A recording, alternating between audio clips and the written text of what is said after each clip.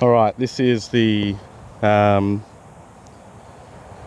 flight that I'm doing with the Camel, Sopwith Camel.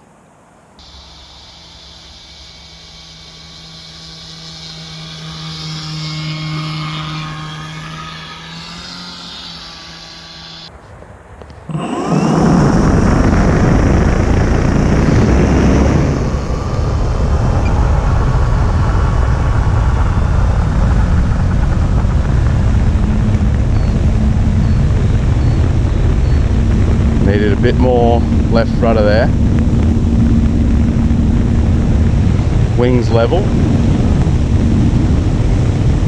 It is a bit pitch unstable with the heavier battery, but wow, is it a nice plane. So what actually happened on takeoff is it cooked to the right, keeping it low, left rudder, pulling up, trying to line up with the west to east, coming back over the tarmac, and then I'm going to commit to a climb, try and get some altitude. Alright, if I'm hands off the stick, sort of getting into a stall there, bit of a slip. I'm at half throttle, and instantly this is about where I was at with the 4S. Smidgen of down, left rudder, a lot of elevator, wings level, pulling up into the climb.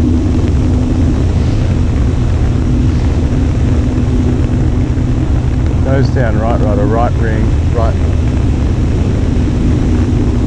roll.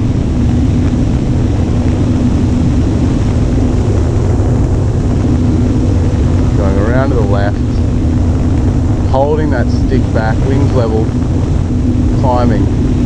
I'm trying to do a scale climb. Like, this plane does have legs, so if I punch it in the guts, you know, I can get up there a lot quicker. Throttle off.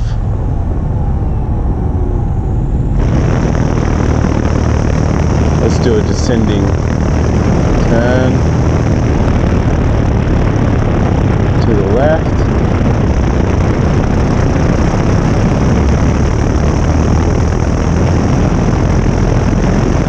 Hands off, roll into the right, bring it in for a glide approach, dive in because it's a biplane,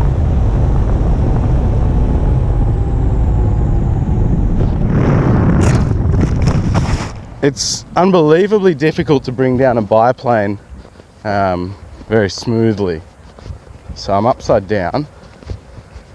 And it does look like I did a little bit of damage there to the wing.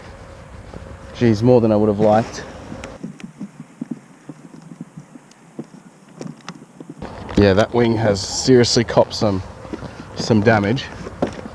Not the end of the world though. Let's take off again.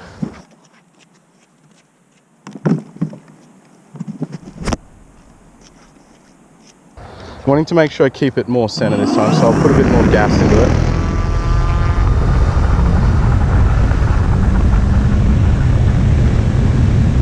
Really using the ailerons there. I'll tell you what, the biplanes involve aileron and rudder synchronization for takeoff.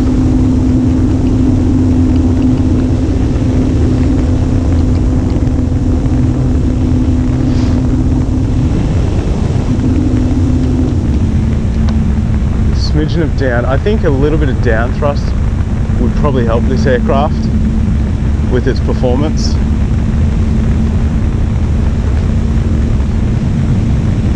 Going around to the right. Very smooth conditions today. Wings level, hands off. See, it's getting into a dive.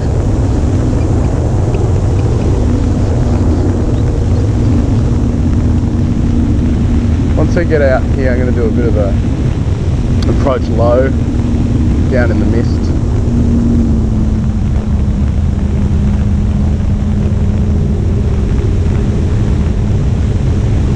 With sun behind me, right on that fence line. Turning left, holding that turn, wings level. We've got some ducks in front of me. Climb up, left rudder. This time I'm going to do nice low right bank. Continuing out to the swamp, left bank. Coming in for a touch and go. Keeping that speed on.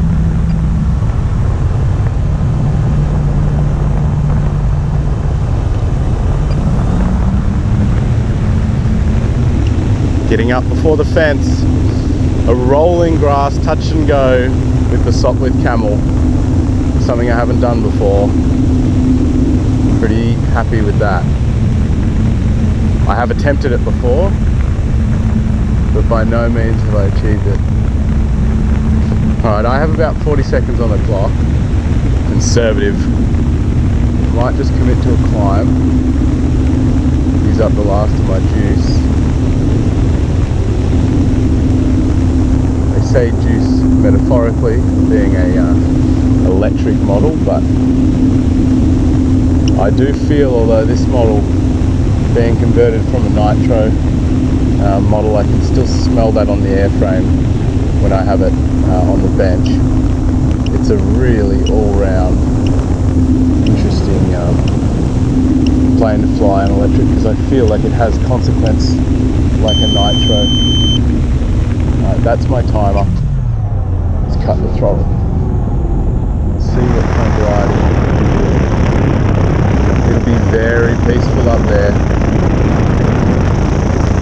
I'm going to set myself up an approach from the east. I'm going to reintroduce throttle before touching down, because I don't want to damage that left wing any further. Very calming approach this is. Is this the calm before the storm? You know what? Let's try to do a glide landing. I think we can pull it off. Getting that airspeed. Flaring. Not climbing, flaring.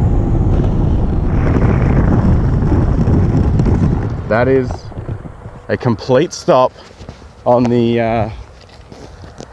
Sopwith Camel. Roughly about an 8-minute flight.